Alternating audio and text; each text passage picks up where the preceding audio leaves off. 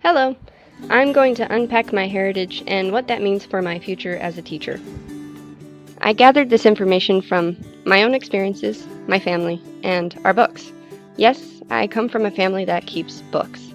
That alone says something. With almost everything I've learned about my family, I have had to avoid the Harry Potter-like conundrum of looking into my family's history, and thus my own, like the Mirror of Erised. For those of you who have avoided H.P. Love and J.K. Rowling's craft, that's a mirror which shows your utmost desires instead of what's really there. My point is, it would be nice to see my earliest traceable ancestor as the guy whose land was taken away by General George Washington, but he's actually the guy who took that land from indigenous people in the first place. To complicate things, my grandmother was told by both sides of her family that we have native blood, and though they couldn't prove it, she should, quote, accept it, as if it was something hard to digest. I also want to think of that earlier ancestor and his move from Kentucky because he, quote, didn't like the slavery issues, to at least be passive abolitionism, but that's not a thing. It's like when so many people today racially segregate themselves to try to run away from, quote, the race problem, and their responsibility in creating and maintaining white dominant culture. On the same side of the family, I come from a long line of educators. My great-grandmother taught English and biology, just like I will, and she did so to help foster girls in high school who had been labeled as troublemakers. She was pretty cool. But what do you get when you add together the fact that my family took land from Native Americans, maintained racism by allowing it to go unchecked, and for generations teaching in the education system? You get the very systemic racism that plagues our schools today. That is all of our heritage, but it is especially mine to grapple with and change in order to promote social justice. Whew. Okay, that's just my dad's side of things. Actually, my dad's mom's side of things, because my grandma is my biological grandmother, but my grandpa adopted him. Divorce Kid 101, compartmentalized. So, on my mom's side, I'm second-ish generation because my French grandmother never stopped being French.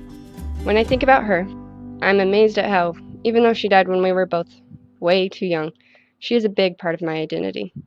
I remember practicing my handwriting so that it would be like hers, and I still write like her. I didn't realize until my junior year of college, just prior to a trip where I would visit my French family, just how much I missed her without ever having truly known her. My professor simply asked the class to write why we had signed up for her French history and literature course. The words I wrote on the page spelled out that I had chosen to educate myself about France and taken years of French classes because I wanted to get to know my grandmother. This was huge for me. All it took for me to realize this little something about myself that was monumental was a warm-up assignment the first day of class. That's the power of teaching. What I didn't realize yet, and I do now, is that I wanted to reclaim my heritage. I wanted to know my grandmother in order to know myself. That's a big part of why we learn anything as adolescents and young adults. We learn an instrument to know what kind of music we're capable of. We learn to read in order to expand our world. Everything we learn has the potential to allow us to further discover ourselves. So as I talked to my paternal grandparents and emailed back and forth with my mom about an army brat childhood she'd sooner forget, I found myself thinking about the education I received and the one I plan to give. I remembered a Macintosh-like list of privileges that I could count on my teachers looking like me and my family, for one. I remembered that teachers who chose to implement marginalized perspectives stuck out like sore thumbs, like my 7th grade history teacher, who taught us New Mexican history from the Acoma tribe's perspective.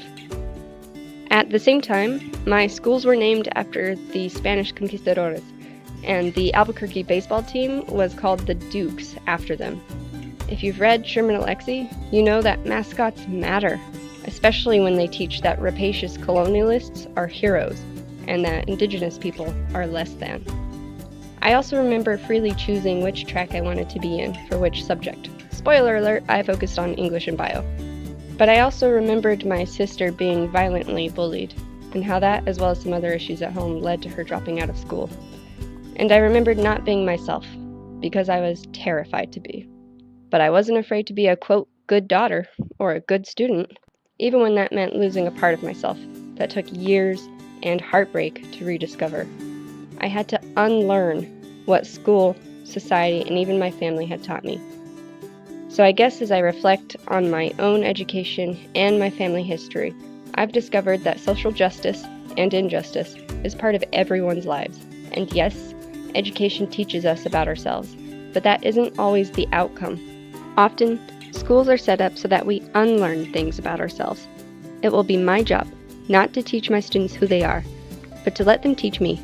Equally important, I can promote social justice and change as my students navigate that journey. That's my goal, that students will walk away from my classroom not only knowing material that will help them succeed, but also knowing more about themselves and others so that they can be social justice advocates too. Thank you, and thank you to my sources for fair use of their material.